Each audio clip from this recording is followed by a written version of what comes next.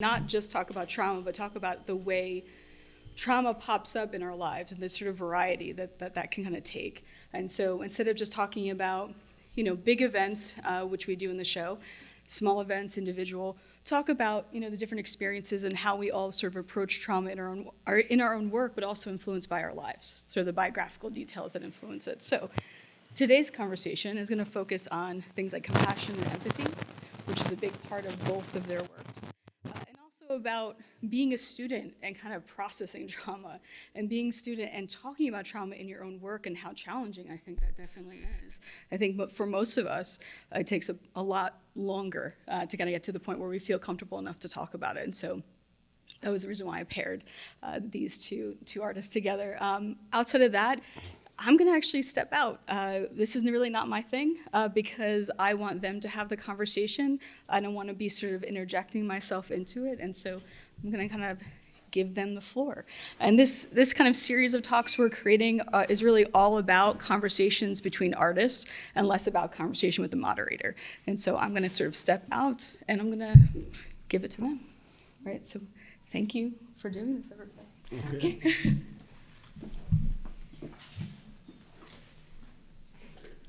We can start. Okay. Hi, I'm Timothy Dill, and I'm an artist photographer based in New Jersey, and I'll let you go. All right. I'm Emily Fuhrman. I just graduated from Stockton University with my BFA in photography, and I'm a mixed media artist and photographer in South Jersey. Okay. I'll ask you some questions, and I was wondering what role compassion played with your work, and how you integrated that with your ideas. And I think the compassionate part has a lot to do with forgiveness. So we go through these experiences and they impact us so much that it hurts, and we're human and we have feelings. So in order to be able to help somebody who's healing, we need to forgive them, and we need to be compassionate and understanding and patient with them. And a lot of the time, what my piece is about addiction. So when I would be faced with people who were struggling with addiction, I was almost resentful toward it because I had such negative experiences with the people who were addicts in my life. And I think being compassionate towards them and learning how to forgive people, it was part of my healing process and also assisted their healing process. Okay. And how about you? How does compassion? The series that I have, and I utilized a clear glass head in it, and it was basically a self-portrait.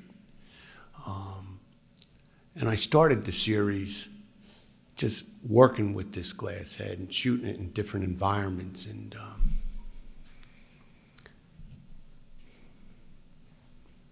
I was also working closely with Michael at the time, and he encouraged me to take it, as far as I could. And so I just started shooting, and I realized that what I was drawing on was the history of my life. And part of that history is my own personal struggles with addiction and then recovery. And so that's why some of them are very straightforward. And now we talk about the compassion and that was a big part of my recovery, the compassion of others. And then talking about forgiveness, I had to really learn for me to be able to forgive me because I hurt so many people. I destructed so many, so much destruction comes from that. But that's how I started with this series. And the two images that applied to this show that relate to this topic are what I have out on the wall. One being the glass head, which is a pretty in-your-face, dealing with alcoholism. And the other one is that compassion, where somebody helps me. And my lovely model for that shoot was my wife. So she always thought I was a little crazy when I'd be dragging this glass head around and asking the owners of the shop if they minded if I put the glass head on a chair and had somebody sit there, and then went and shot it out on a city street in Wilmington, North Carolina. But that's what I did.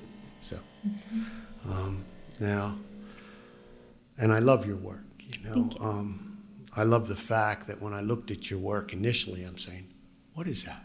I knew it was cyanotype, but it looks like an ordinary quilt until you get up close and you realize how it deals with addiction.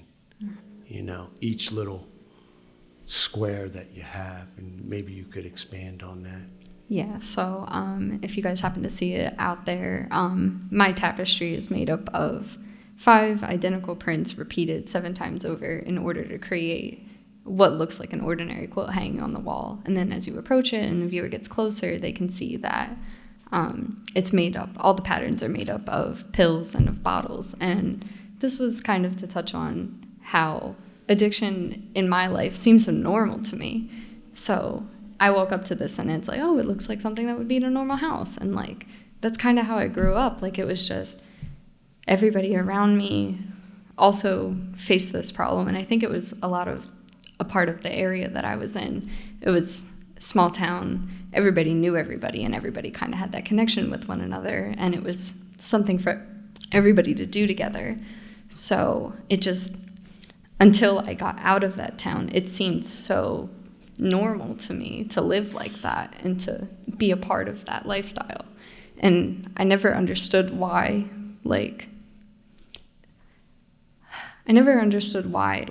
I felt so negatively toward these things, and it was because I didn't want to live like that. I still didn't think it was normal. It's kind of like the black sheep of the town, right, where not everybody got along with me and I didn't get along with them because I was resenting this idea that they were constantly going after. Okay, and I know we spoke briefly once before when I met you through Ryan, and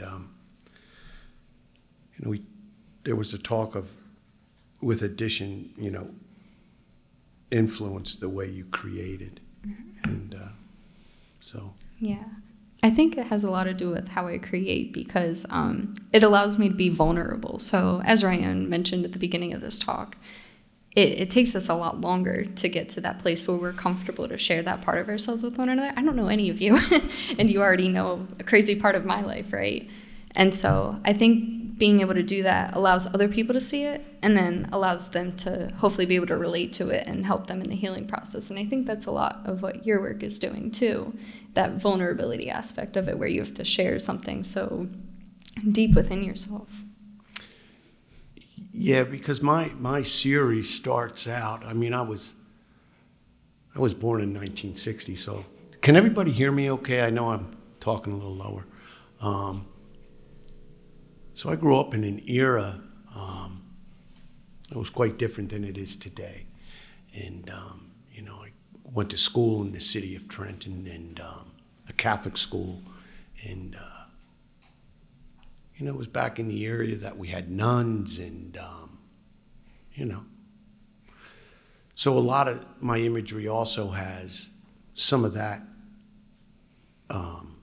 influence in it, and it really just goes through my life and some of my struggles, what I did, because I graduated with a BFA back in 1983 from Maryland Institute College of Art. And when I finally got back into the idea of creating with photography, I didn't know how to do anything but use film and analog cameras. And I was pretty scared to death after I started looking at some of the digital cameras and all the stuff I had to try to figure out. So that's how I met Michael. I took some classes with Michael. And what a blessing that was, I say that because I love the guy. I look at this gallery. I was talking to Habib earlier. Like, what a jewel this gallery is for the city of Trenton. And,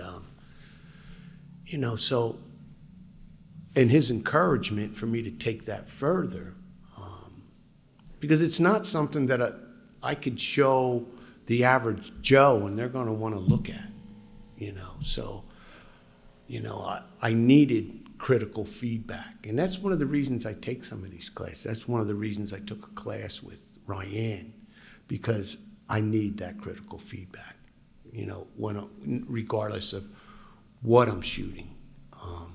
So that's all. Yeah. And then more about your background. I'm curious to know, what got you to the point where you were comfortable with creating something so... I think my introduction to recovery is what made me comfortable with doing something like this, because I had to get honest with myself. And I had to take a break from doing this series for a while because it drudged up some memories. It drudged up, whether they were childhood memories or memories from when I was employed or memories from, I was in an active addiction. And, I was used to talking that maybe to other people or maybe to a therapist, but I wasn't used to putting it in a creative sense. And so that's how I guess I was able to do that and then get the feedback, with that. So. Where did you acquire the glass head? Well, Where do you find that? a good friend of mine is a eye doctor. And I'm sitting in his office one day, and I see this glass head sitting there, and I said, man, and it happened to be late day, so it was beautiful light. The sun was coming through this glass head, and it was beautiful. So I said, man, I'd love to get a head, just shoot something like that. And that's how it started. I said, Joe, where'd you get the head? I don't know. They gave it to me for a display. And so I found out. I went online and I bought it, and I've taken it all kind of places with me to shoot. And I've broken a couple because it is glass, especially if I'm around water. But that's how I did. And with this series, I started to use it not just as an object, but I also used it to hold objects.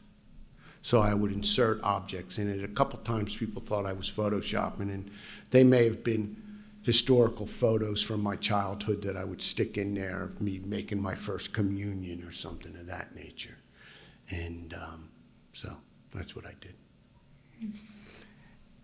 And I wanted to ask you about your student experience at Stockton, because I know you took classes with Ryan, but I know a big influence at Stockton is also Wendell White. So. Yeah, absolutely. So actually, it's really funny how I got into the cyanotype process, because that was through a class that I had with Ryan. I was just fulfilling a requirement, probably my sophomore year of college, and I think it was contemporary art or critical theory and contemporary art, one of those classes. And I finished our class, and I was just so amazed with how Ryan taught and how I actually could understand her, because I'm not studious. That's why I got an art degree. But I go up to Ryan and I'm like, what else do you teach? I need to take another class with you. And she was like, oh, I think I have this class you'd be really interested in. It's called Alternative Processes in Photography. And at the time I was a graphic design major. And so I was like, great, as soon as I can take that class, I'm going to jump in. Turns out I had to fulfill another requirement toward my graphic design degree. And I'm sitting in the class for 5 minutes, and I'm like, I can't be here. This isn't meant for me.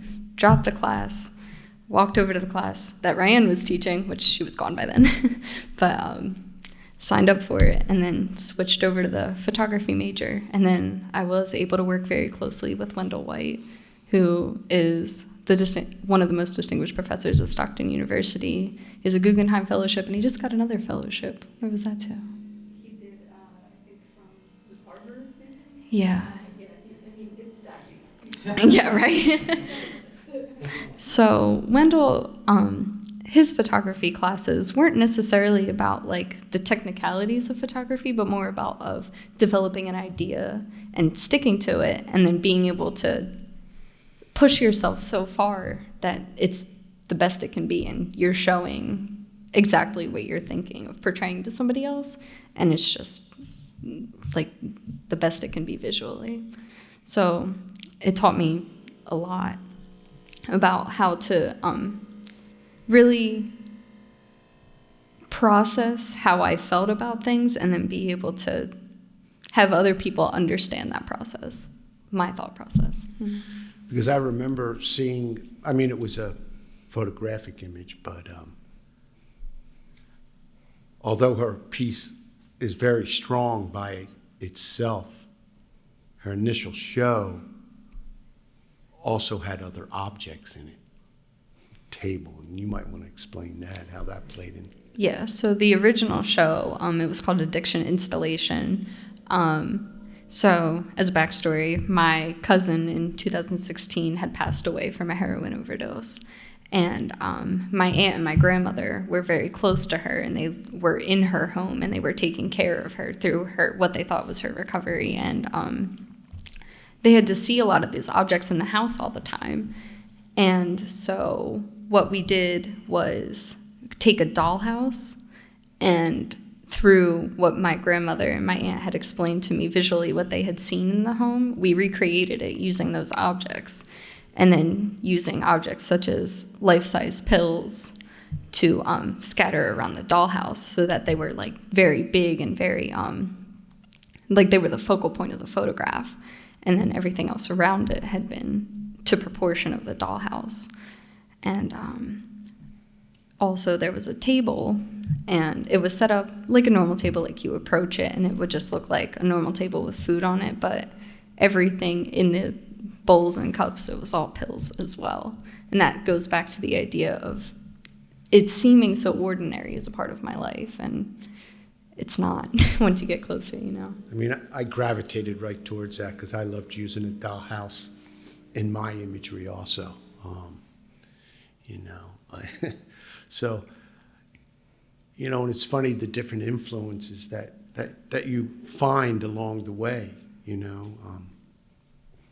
Like I said, I graduated in '83, and probably one of the first major influences I had at MICA was an individual by the name of M. Richard Kirstel.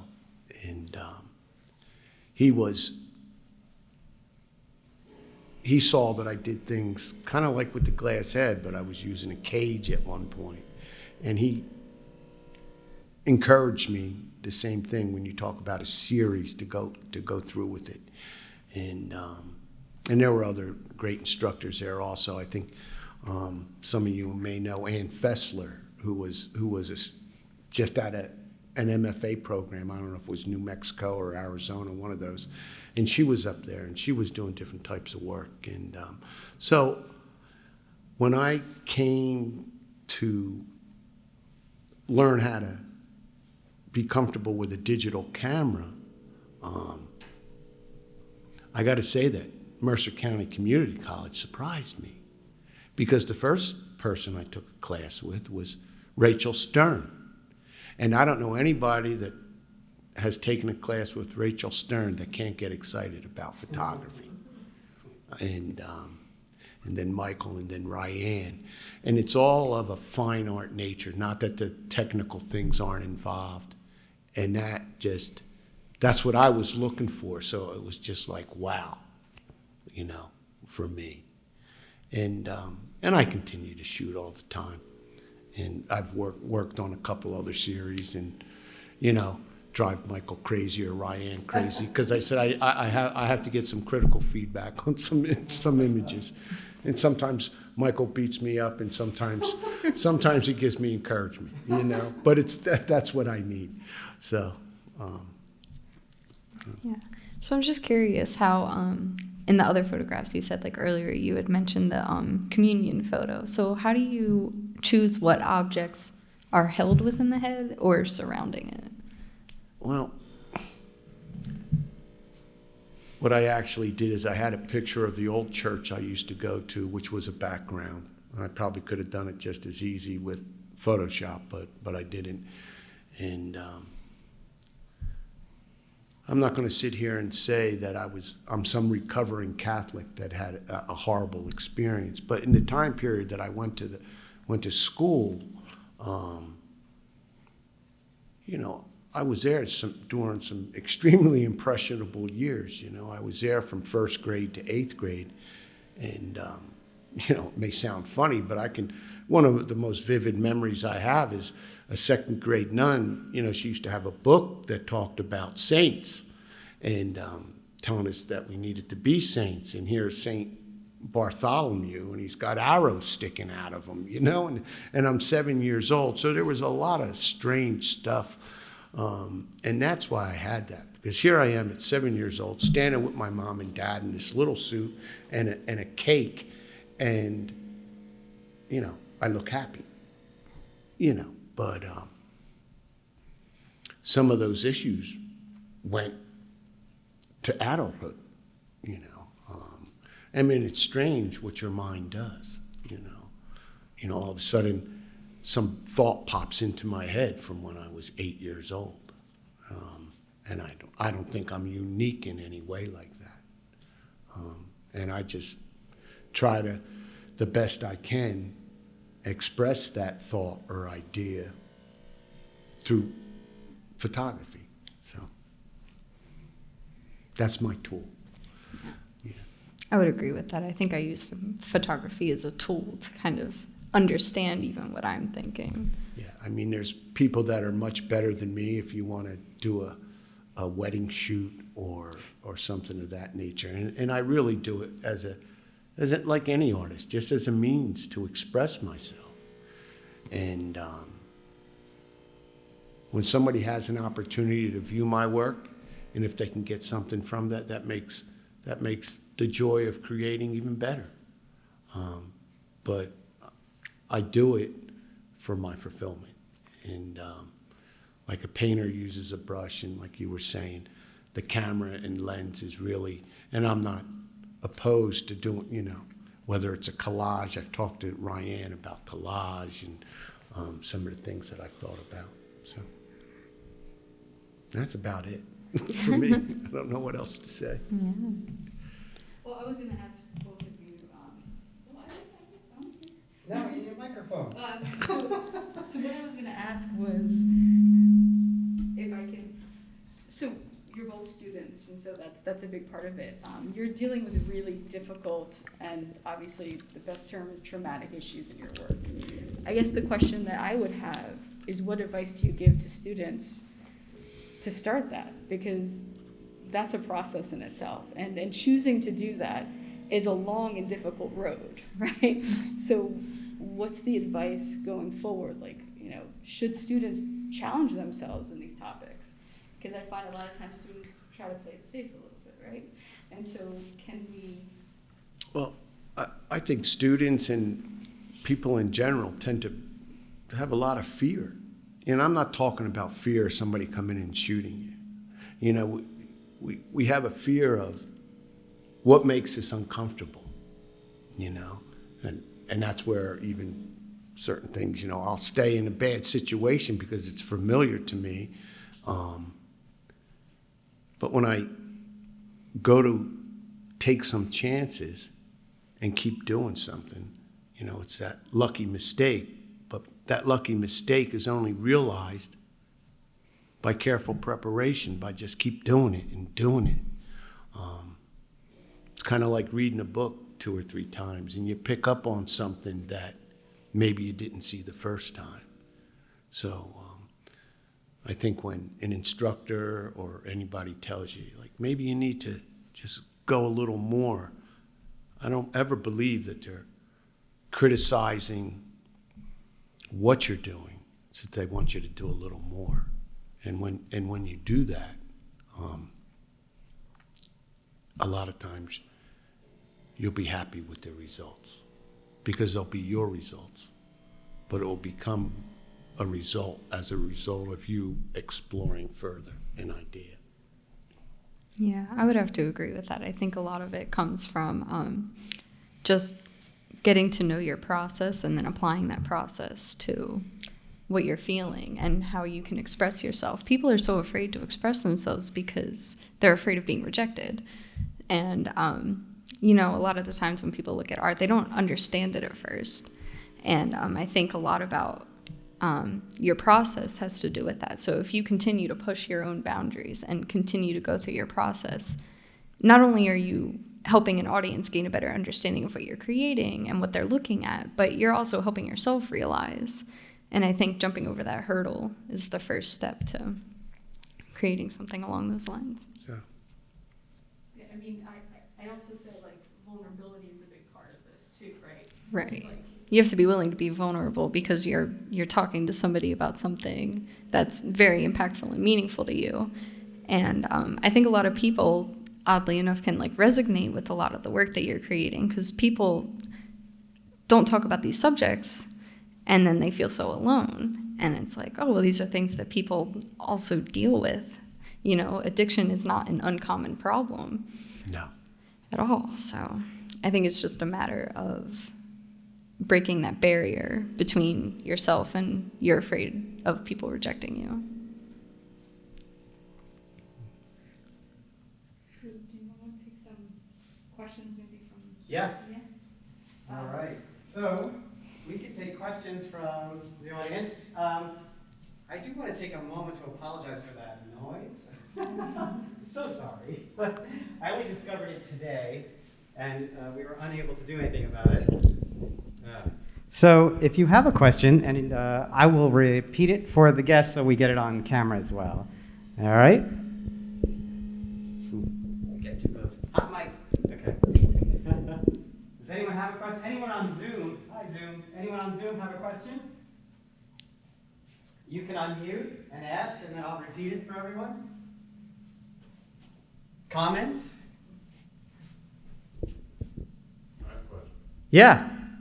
Were there any struggles while you were working on your series, and how did they affect your process or the outcome of the series? So the question was, were there struggles while you were creating, and did it affect the process, the outcome? Yeah. Go ahead. Okay. I mean, Tim, struggles besides me. I think one of the things that I struggled with most throughout my process was people in my life are still battling addiction, and they almost took it the wrong way when I was creating this work. They almost took it as like a jab to them, and it's like, no, this is about me, trying to understand you better and trying to understand that although it's not something that every single person struggles with, it's something that a lot of people struggle with, and that it's okay to lean more toward forgiveness and then help that person with healing. But some people are resentful of that because they're not at the point where they're ready to accept themselves for what they're going through. I think there's always a struggle anytime I do work. Not that that's bad. This may be a little more so with regards to emotions for me. That's why I said I had to take a break at times because some of the things I was exploring weren't great memories. And, I had to get beyond certain things and just try to create that work. And so that was something that was kind of going through the process of the series. Nothing that dramatically changed my idea. Once that idea was realized, where I was going to go and what steps I was going to take. And talking about people not understanding it. I'm lucky. My wife's mom was an artist. She was a painter, and so she's used to the art world. And but most people see my work outside of the realm of artist, wonder what the hell I'm doing. You know, what are you doing with a glass head? You know, even if I'm driving around, what are you doing with this glass head? Or I'm carrying a bag with 2 glass heads in it, you know? So it's funny, but that's kind of what, you know. And I just kind of almost try to get into a zone, you know, when I do that kind of stuff. So. Has anyone ever asked Alice to blink twice if she needs help? She's a trooper. She helps me. So. I was also going to ask too, because you just talked about it a little bit. Can you talk a little bit about how support systems are important in that process? Because I feel like we often like make art by ourselves, but none of us can probably be okay with the subjects we talk about without people helping us in that process. Well, that's one of my biggest supporters right there, and I'll bang ideas, you know, off of her and show her. I mean, she probably gets crazy sometimes. I say, look, I got these 4 images. How do you think? What explains it the best? This is the idea I'm trying to get across.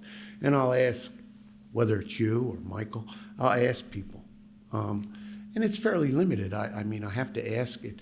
Although there are times that the average Joe on the street will look at something and say, oh, okay, you know, what I'm using it for. But I guess you would have to do that too. Right. Yeah, support systems are very important to help me gain an understanding of what I'm creating and how other people look at it, to make sure that what I'm trying to convey makes sense to other people. And having that idea be accepted by other people, and then having them put in their input and help you gain a better understanding of not only yourself but your work, is a big part of it. So, anyone else? Questions, comments? Anything on Zoom? Anyone on Zoom want to ask anything? All right. Yeah, I think I just would thank both of you. I mean, I think part of my process too is, thank you, Michael. I'm really bad at this part. One of the things I was going to say is, was just simply that, you know, I mentioned vulnerability because a show like this is difficult for me because a lot of people are trusting me to share their stories, and that's a very vulnerable position. And so I think partly I asked that to sort of find out, like, how do we put stuff up like that and just let people look at it, right? And so for I think courage that it takes to do that, I'm just going to say thank you, and thank you for doing this and for having that conversation. Thank you. Yes, thank you.